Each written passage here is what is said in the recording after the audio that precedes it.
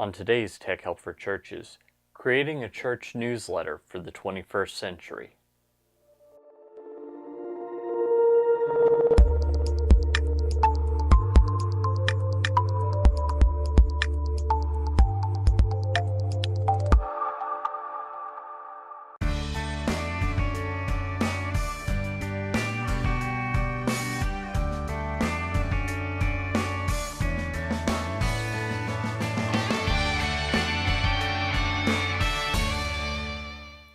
Hi, and welcome again to another episode of Tech Help for Churches. This is the show where every week we talk about using the internet and social media, new media, and the like for your church. My name is Paul Allen Clifford, and I'm your host. I'd love for you to join the conversation, by the way.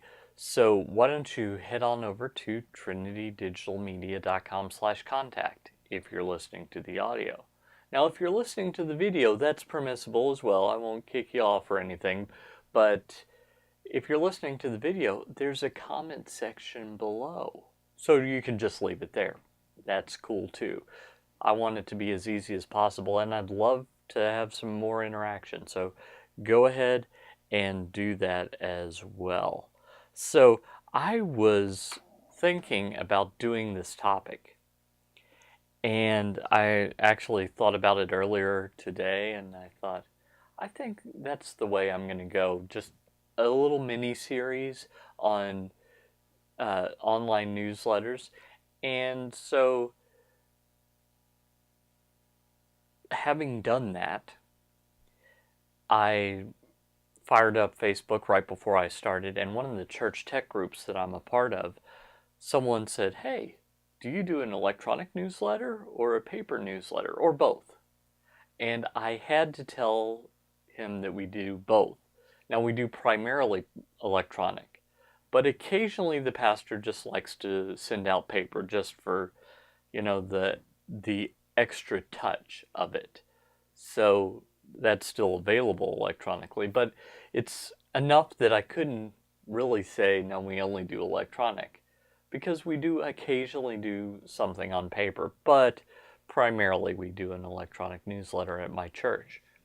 Now, you might be thinking, okay, so how do you do an electronic newsletter? Is that social media? Is that on Twitter? You do like Twitter, don't you, Paul? I bet it's on Twitter. No, it's not on Twitter. Here's the reason. 140 characters, way too short for a newsletter. Way too short. There's a genius to 140 characters, but it's just not good for a newsletter. Facebook, it has its possibilities, but the problem is, even if you have a church page and everyone subscribes to it, maybe 25%, if you're lucky, of those people are actually going to see that in their newsfeed, even if they check it every day, because of Facebook's algorithm. So that's really no good either. So social media, while it's useful, is really not the right thing for this. Now, the church website, you might be thinking, well, that makes perfect sense. We just take the piece, upload it as a PDF, we're done. Well, how many of your people visit your website on a weekly basis? Our church has a great website, and I visit it maybe once a month. And so even if you only send out a newsletter once a month, if the person shows up right immediately after you've, or right before you upload it, and then they don't come back for 6 weeks, they could miss the first newsletter and see the second, or see two and figure that they've missed a bunch of stuff, and maybe they have. So I don't know that that's the best course of action either. Now, you might also be thinking that podcasting, YouTube, live streaming, these are all great ways to get the word out. And I don't disagree with you. I mean, that's what we're doing here, by the way. It's a podcast. It's also a stream. It's also a live stream. So you know that I like this stuff. But to tell you the truth, the most effective way of doing this is Now, this might sound a little old-fashioned to some of you. Email. Now, the reason is, how often do you check your email? Once a day? If you're slow, once a week? If you're someone that almost never checks their email, I mean, assuming it's your primary email address, a lot of us have like secondary and tertiary email addresses that we never check at all. They're just for spam. I mean your primary email address, where if I was going to give you $1,000 and you said, okay, this is the email you need to send it to, that's the one you would give me. Okay, how often do you check that? Probably fairly often. Some people multiple times a day. And when you get it, you at least would skim it.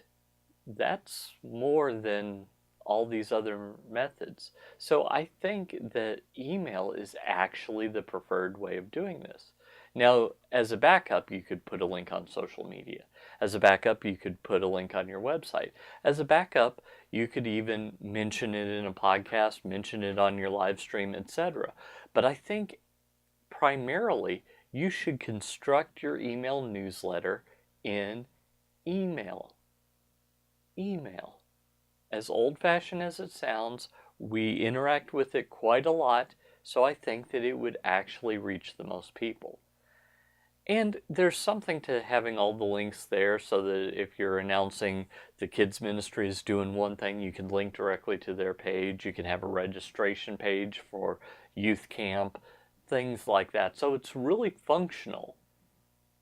And you can even include videos and audio and stuff like that. Not necessarily directly in the email, because a lot of clients won't do those, but links to them.